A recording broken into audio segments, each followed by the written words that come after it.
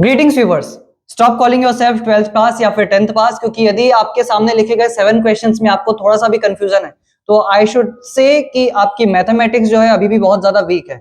Maximum बच्चे जो 10th 11th 12th के हो, चाहे 8th 9th के हो, उनको ये क्वेश्चंस पता नहीं क्यों बहुत ज्यादा कंफ्यूज करते हैं। रीजन देता हूं, मैंने यहाँ पर 1 बाय 1 7 टॉपिक्स लिखे हैं, जिसमें से फर्स्ट टॉपिक जो है उसको आप देखिएगा, लिखने में आपको बहुत ज्यादा नॉर्मल दिखेगा, बट फैक्ट ये है कि ये क्वेश्चंस किसी भी स्टूडेंट को कंफ्यूज कर देते हैं। लाइक 15 बाय 2 बाय 3, क्या ये वैल्यू 15 बाय 2 बाय 3, क्या ये दोनों सेम है? एट फर्स्ट मेरा यही क्वेश्चन है कि सामने लिखे गए दो स्टेटमेंट्स है, पर क्या दोनों स्टेटमेंट सेम है कि नहीं? द फैक्ट इज ये दोनों अलग अलग है, इनको सॉल्व करने की मेथड अलग अलग है और both can not be equal. इसका रीजन ये है कि सबसे पहले जो आपको वैल्यू दी गई है लेफ्ट साइड पे, वो कुछ ऐसी है कि यहां पर जो पार्ट दिख रहा है वो 15 बाय 2 बाय 3 वाला जो भी पार्ट है, इसमें एक डिफरेंस आ रहा है that 3 is dividing the fraction. 3 क्या कर रहा है? 15 बाय 2 को डिवाइड कर रहा है, जबकि यहां पर क्या हो रहा है? 15 इज डिवाइडेड बाय 2 अपॉन 3। कौन सा फ्रैक्शन किसे डिवाइड कर रहा है, उससे पूरी की पूरी मैथ्स या वैल्यूज में चेंजेस आ सकते हैं। यहां पर हम लोगों को जो कैलकुलेशन करनी है वो देखते हैं फर्स्ट पार्ट में क्या होनी चाहिए थी। फर्स्ट पार्ट की कैलकुलेशन यदि हम देखते हैं तो वो होगी 15 अपॉन 2 इंटू 3। ये लॉजिक कैसे आया? कुछ लोगों को ये पता होगा रेसिप्रोकल कैसे करते हैं, तो उससे ही आप कनेक्ट करके देखिएगा। 15 अपॉन 2 और ये जो 3 था इसके डिनोमिनेटर में कुछ नहीं है तो 1 है, इसे आप रेसिप्रोकल कीजिए 1 बाय 3। ये वाला पार्ट आपको समझ में आ जाएगा कि इसे सॉल्व कैसे करना। जबकि सेकंड पार्ट यदि आप देखेंगे 15 2 बाय 3 वाला पार्ट, तो यहां पर रेसिप्रोकल किसका होगा वो देखते हैं। 15 इज डिवाइडेड बाय 2 अपॉन 3, जिसका मतलब है हम लिख सकते हैं 15 इज मल्टीप्लाइड बाय 3 बाय 2, या आप 2 बाय 3 से मल्टीप्लाई कर लो, सॉरी डिवाइड कर लो, या 3 बाय 2 से मल्टीप्लाई। मैंने इसका रेसिप्रोकल किया है तो इसमें क्या हुआ? 3 ऊपर जा चुका।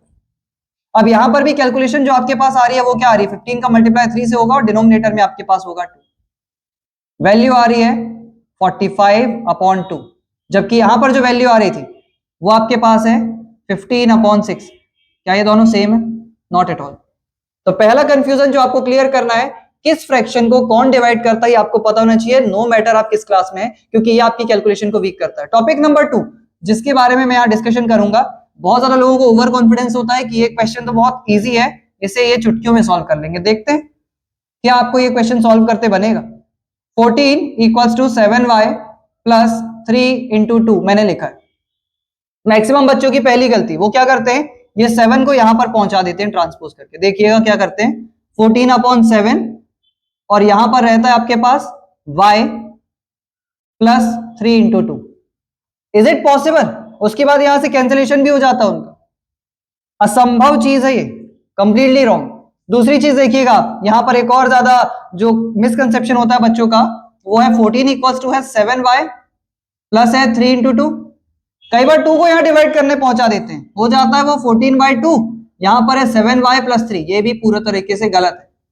दोनों में गलती है क्या है?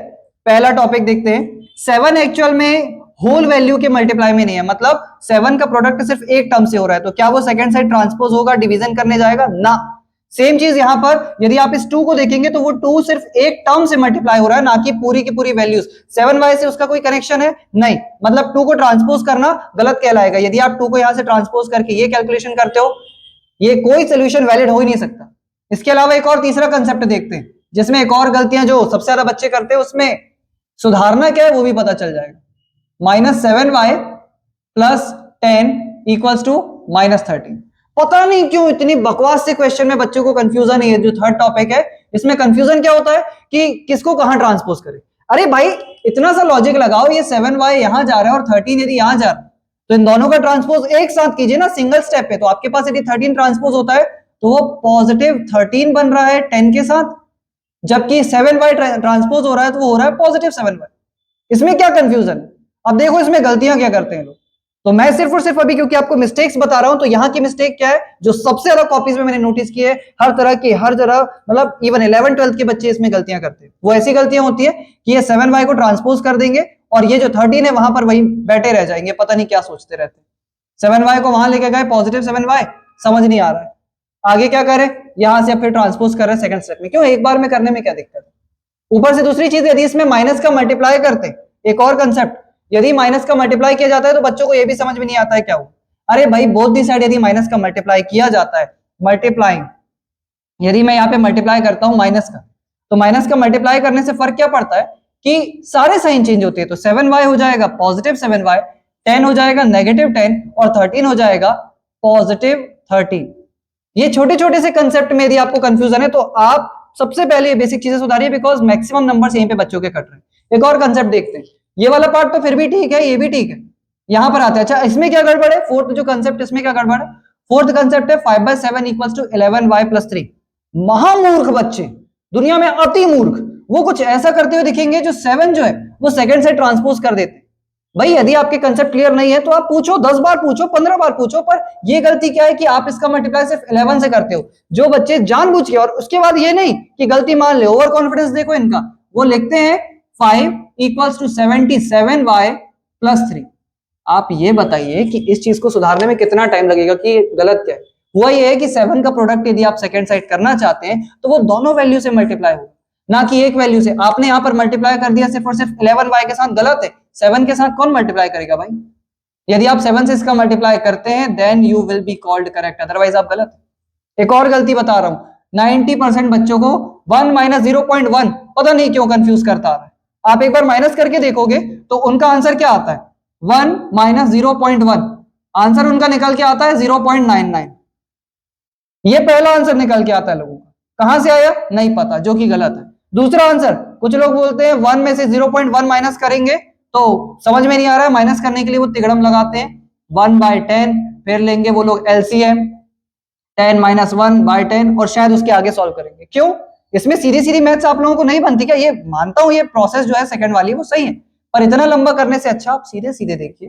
1 - 0.1 करने के लिए आपको क्या करना पड़ेगा, आप बेसिक मैथ्स लगाइए, 1.0 लिखिए, 0 लिख लीजिए और इसे 0 पॉइंट टू पॉइंट मैच करके लिखिए ना। जब आप इनको सब्ट्रैक्ट कर रहे हैं तो यहाँ कैरी ओवर वाली कंडीशन लगेगी। यदि आप 1 से कैरी ओवर पहुंचाते हैं तो यहां पर आएगा सबसे पहले 10, 10 - 1 होगा 9, यहां पर आ रहा है 0.09। किसी भी हाल में ये फर्स्ट वैल्यू से तो रिलेट नहीं कर रहा। लास्ट बट नॉट लीस्ट, एक और कंसेप्ट जो है, लास्ट के 2 कंसेप्ट एक्चुअल में बताऊंगा। एक और महामूर्खता ये होती है कि हम कभी कभी 8 का कैंसिलेशन 16 से कर देते हैं। 8 को 16 से डिवाइड करवाया, आता है कुछ ऐसा उनका कैलकुलेशन, 2y नहीं था, 2 - 3y कैंसिल किया और उनका कहना है कि 2 आ गया कहां से, 8 2s are 16 और 3y एज इट इज। कहां से आया नहीं पता, क्योंकि 8 से डिवीजन एक जगह का हो गया।